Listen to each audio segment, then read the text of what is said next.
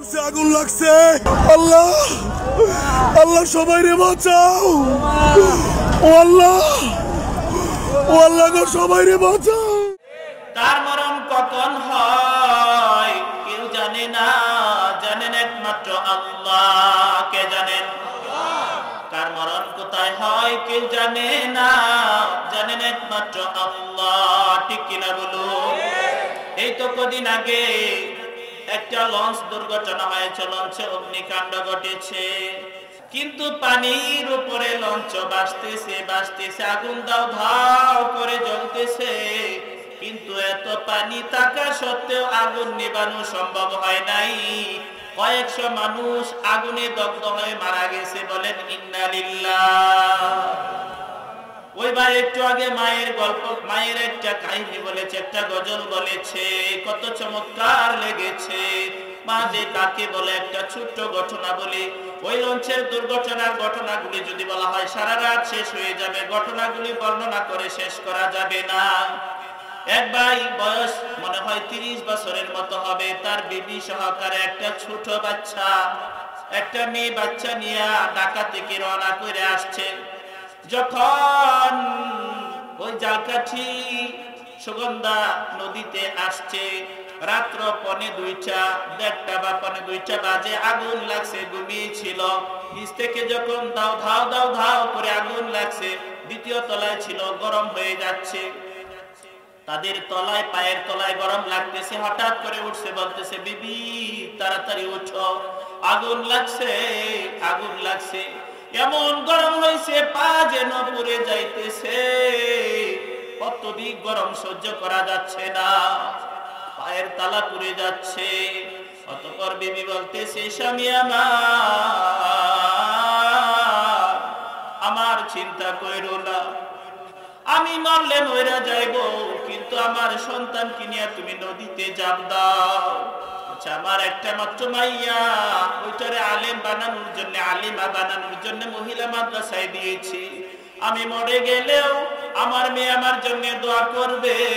তুমি আমার মেয়েটারে বাঁচাও, আমার জীবনের চিন্তা তুমি কইরো না। মা কাকে বলে দেখেন। ওই ঘটনাটা পড়লে অথবা ইউটিউবে দেখলে আপনি কান্না ধরে রাখতে পারবেন না। মা নিশ্চিত মৃত্যু জেনে বলতেছে স্বামী আমার, তুমি যদি আমাদের দুজনকে নাও, কাউকে বাঁচাতে পারবা না। তাই তুমি আমাকে নেওয়ার দরকার নাই, আমার সন্তানকে নিয়ে নদীতে জাপ দাও, এখনো সময় আছে, না হয় সবাই আগুনে পুড়ে মরতে হবে। ওই মহিলা নিজের সন্তানের জন্য আগুনে পুড়ে পুড়ে শেষ হয়ে গেছে, কিন্তু সন্তানের জীবনের জন্য নিজের জীবন বিলিয়ে দিয়েছে। সন্তানের জীবনকে, সন্তানের জীবনের মায়ায় নিজের জীবন আগুনে পুড়ে ছাই ছাই করে দিয়েছে, কিন্তু সন্তানকে পড়তে দেয়নি। আলহামদুলিল্লাহ, আলহামদুলিল্লাহ নাহমাদুহু ওয়া নাস্তাঈনুহু ওয়া নাস্তাগফিরুহু ওয়া নাউযু বিল্লাহি মিন শুরুরি আনফুসিনা ওয়া মিন সাইয়্যাতি আ'মালিনা। মান ইয়াহদিহিল্লাহু ফালা ومن يضلله فلا هادي له ونشهد أن لا إله إلا الله وحده لا شريك له ونشهد أن سيدنا وسندنا وحبيبنا ومولانا محمدا عبده ورسوله الذي أرسله بالحق بشيرا ونذيرا وداعيا إلى الله بإذنه وسراجا منيرا فقد قال الله تعالى في كلامه المجيد وفرقانه الحميد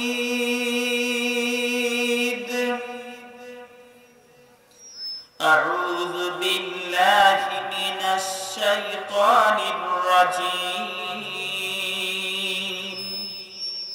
بسم الله الرحمن الرحيم بل تؤثرون الحياة الدنيا والآخرة خير وأبقى سبحانك لا علم لنا إلا ما علمتنا إنك أنت العليم الحكيم رب اشرح لي صدري ويسر لي أمري واحلل عقدة من لساني يفقه قولي وقال الله تعالى في شأن حبيبه إن الله وملائكته يصلون على النبي يا أيها الذين آمنوا صلوا عليه وسلموا تسليما شكرا محبة الشتى درود إبراهيم قري اللهم صل على محمد وعلى آل محمد كما صليت على إبراهيم وعلى آل إبراهيم إنك حميد مجيد اللهم بارك على محمد وعلى آل محمد كما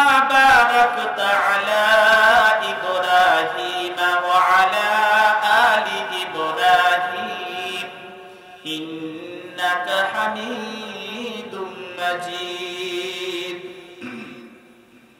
আজ 28 ডিসেম্বর 2021 কোজানগাঁও রোকেয়া মুমিন কওমি মহিলা মাদ্রাসা কর্তৃক আয়োজিত প্রথম বার্ষিক ইসলামী মহাসম্মেলনের পরম শ্রদ্ধাভাজন সভাপতি আমাদের অত্র এলাকার মুরব্বী আলেম আমাদের সকলের পরম শ্রদ্ধাভাজন ব্যক্তিত্ব আলহাজ হযরত মাওলানা আবুল হোসেন সাহেব সাবেক ভারপ্রাপ্ত অধ্যক্ষ মনাশকে বিফাজিল মাদ্রাসা আজকের প্রধান অতিথি একটু আগে যিনি আমাদের সামনে অত্যন্ত গুরুত্বপূর্ণ আলোচনা পেশ করেছেন পীরে কামেল আলহাজ হযরত মাওলানা দেওয়ান মাসুমিয়ার চৌধুরী সাহেব শায়েখে ফতেহপুরি মদন নেত্রকোনা উপস্থিত ছিলেন আমাদের সকলের অত্যন্ত পরিচিত ব্যক্তিত্ব অত্র এলাকার অত্যন্ত স্বনামধন্য আলেম মুফাসসিরে কুরআন আলহাজ হযরত মাওলানা লোকমান হোসেন সাহেব অধ্যক্ষ মনাশকে বিফাজিল মাদ্রাসা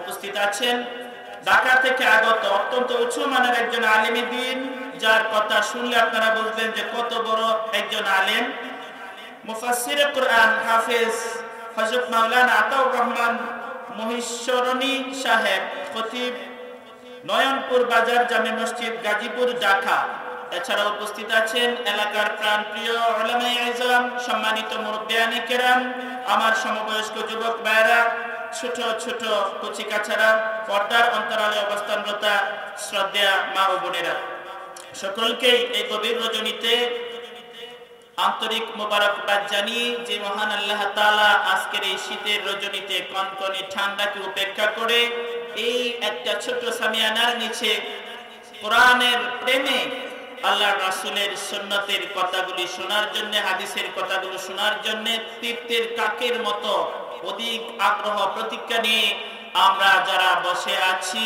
আমাদেরকে আসার বসার তৌফিক দিয়েছেন কে? আরো জোরে বলতে হবে কে? এই মুহূর্তে আমরা দেখব বাংলাদেশের যত হাসপাতাল আছে সব একেবারে খালি পড়ে আছে, এমন আছে? একটা সিটও খালি নাই। যায় দেখেন, কারো পেটে ব্যথা, কারো মাথায় ব্যথা, কারো সমস্যা, কারো অপারেশন চলতেছে, বিভিন্ন ধরনের রোগ আছে না নাই? কোন কোন ব্যক্তির এই মুহূর্তে অপারেশন হচ্ছে, কাউকে অপারেশন থিয়েটারের দিকে নিয়ে যাওয়া হচ্ছে, কাউকে অপারেশন শেষ হচ্ছে কেবল সিটে শয়ন করানো হচ্ছে। এরকম কত ধরনের মুসিবত আছে না নাই?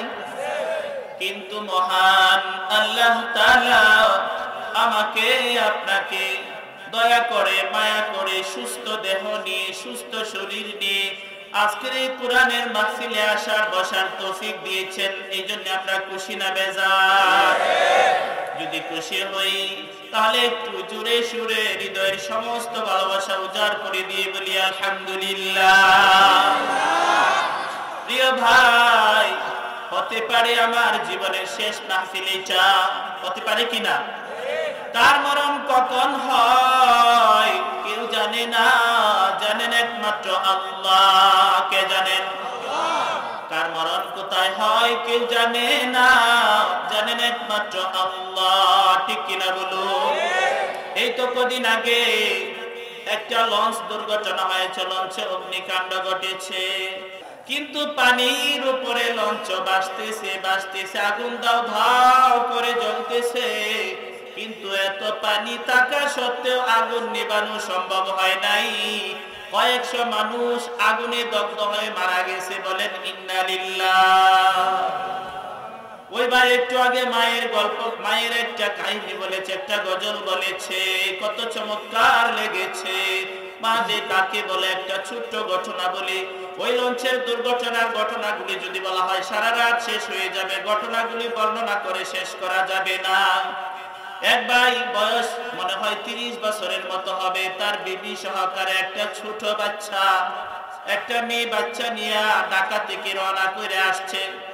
যখন ওই জালকাঠি সুগন্ধা নদীতে আসছে, রাত্র 1:45, 1:30 বা 1:45 বাজে, আগুন লাগছে, ঘুমিয়েছিল। নিচ থেকে যখন দাও ধাও দাও ধাও করে আগুন লাগছে, দ্বিতীয় তলায় ছিল, গরম হয়ে যাচ্ছে, তাদের তলায় পায়ের তলায় গরম লাগতেছে। হঠাৎ করে উঠছে, বলতেছে বিবি তাড়াতাড়ি উঠো, আগুন লাগছে, আগুন লাগছে। এমন গরম হয়েছে পা যেন পুড়ে যাইতেছে, অত্যধিক গরম সহ্য করা যাচ্ছে না, পায়ের তালা পুড়ে যাচ্ছে। অতঃপর বিবি বলতেছে, স্বামী আমার চিন্তা কইরো না, আমি মরলে মইরা যাইব, কিন্তু আমার সন্তানকে নিয়ে তুমি নদীতে জাপ দাও। আচ্ছা, আমার একটা মাত্র মাইয়া, ওইটারে আলেম বানানোর জন্য, আলিমা বানানোর জন্য মহিলা মাদ্রাসায় দিয়েছি। আমি মরে গেলেও আমার মেয়ে আমার জন্য দোয়া করবে, তুমি আমার মেয়েটারে বাঁচাও, আমার জীবনের চিন্তা তুমি কইরো না। মা কাকে বলে দেখেন, ওই ঘটনাটা পড়লে অথবা ইউটিউবে দেখলে আপনি কান্না ধরে রাখতে পারবেন না। মা নিশ্চিত মৃত্যু জেনে বলতেছে, স্বামী আমার, তুমি যদি আমাদের দুজনকে নাও, কাউকে বাঁচাতে পারবা না, তাই তুমি আমাকে নেওয়ার দরকার নাই, আমার সন্তানকে নিয়ে নদীতে জাপ দাও, এখনো সময় আছে, না হয় সবাই আগুনে পুড়ে মরতে হবে। ওই মহিলা নিজের সন্তানের জন্য আগুনে পুড়ে পুড়ে শেষ হয়ে গেছে, কিন্তু সন্তানের জীবনের জন্য নিজের জীবন বিলিয়ে দিয়েছে। সন্তানের জীবনকে, সন্তানের জীবনের মায়ায় নিজের জীবন আগুনে পুড়ে ছাই ছাই করে দিয়েছে, কিন্তু সন্তানকে পড়তে দেয়নি। স্বামী কাঁদতেছে আর বলতেছে, ভাই গো, আমার বিবিকে বললাম তুমিও জাপ দাও, বিবি সাঁতার জানে না, জাপ দেয়নি। বলতেছে, আমার জীবনের চিন্তা তুমি কইরো না, আমার সন্তানকে নিয়ে তুমি জাপ দাও, আমার সন্তান বেঁচে থাকলে আমার জন্য দোয়া করবে। মা তো এমনই হয়, মা সন্তানের জন্য জীবন। যদি এরকম বলতো যে আমার নিয়ে যা, আমার সন্তান করে পারতো না, স্বামী আমারে বাঁচাও, আমারে বাঁচাও, আমার সন্তান থাকুক, বলতেছে যে তুমি তিনজন নিয়ে পারবে না, তুমি আমার সন্তানকে নিয়ে যাব দাও, তারে নিয়ে সাতলায়া তীরে উঠতে চেষ্টা করো, দেখো বাঁচানো যায় কিনা। ওই ভাই বলতেছে, কাঁদতেছে আর বলতেছে যে দেখুন আমি প্রায় 1.5 ঘন্টা শীতের রাত্রিতে কনকনে ঠান্ডার মধ্যে 1.5 ঘন্টা সাঁতার কাটছে আমার এই কন্যা সন্তানকে বুকের মধ্যে নিয়ে, এক হাতে ধরছি আর এক হাতে পানি, এইভাবেই করতেছি, কিন্তু অবশেষে আমি আর আমার সন্তানকেও বাঁচাতে পারিনি। সন্তানটা অবশেষে আমার হাত থেকে ছেড়ে চলে গেছে। সন্তান কোথায় গেছে আমি বলতে পারি না, আমি কোনো মতে তীরে উঠেছি অনেক পরে। এই তো মা, এই তো বাবা, বাবাও জীবন বাজি রেখে সন্তানের জন্য অনেক কষ্ট করেছে। অবশেষে সে যদিও বাঁচাতে পারেনি, কিন্তু নিজের জীবনকে উপেক্ষা করে সন্তানের জীবনকে বাঁচানোর চেষ্টা করছে। আর মা তো ওই সন্তানের জন্য নিজের জীবন আগুনে পুড়ে দিয়েছে, ঠিক কিনা? মা তো এমনই হয়। এ ভাই, তো কথা বলতেছিলাম, এই মাহফিলটা গতকাল কি ছিল? জোরে বলেন, গতকাল ছিল, আগামীকাল আবার হবে, আবার থাকবে। আজকে এই মাহফিল আছে, হয়তো আর 1-2 ঘন্টা 2.5 ঘন্টা চলতে পারে সর্বোচ্চ, ঠিক কিনা? তো হতে পারে এই মাহফিলটা আপনার আমার জীবনের সমস্ত গুনার মাফের একটা জারিয়া, একটা ওসিলা হতে পারে, ঠিক কিনা বলুন? প্রিয় ভাই, যারা আছে এখনো, যারা চলে গেছেন তো হারাইছেন একটা সুযোগ। আমি একটা ছোট্ট একটা হাদিসের টুকরা অংশ বিশেষ বলেই আমার আলোচনায় চলে যাচ্ছি।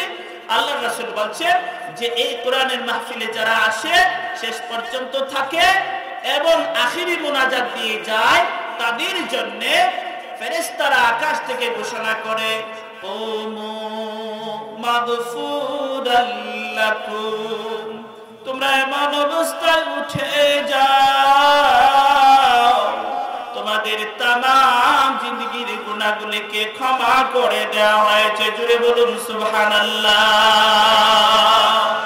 তাহলে আমরা কি সবাই চাই আমাদের গুনাহগুলো আল্লাহ মাফ করুন? তাহলে আখিরি মুনাজাত দিয়ে কারা কারা যেতে রাজি আছে দুটি হাত তুলে দেখাই।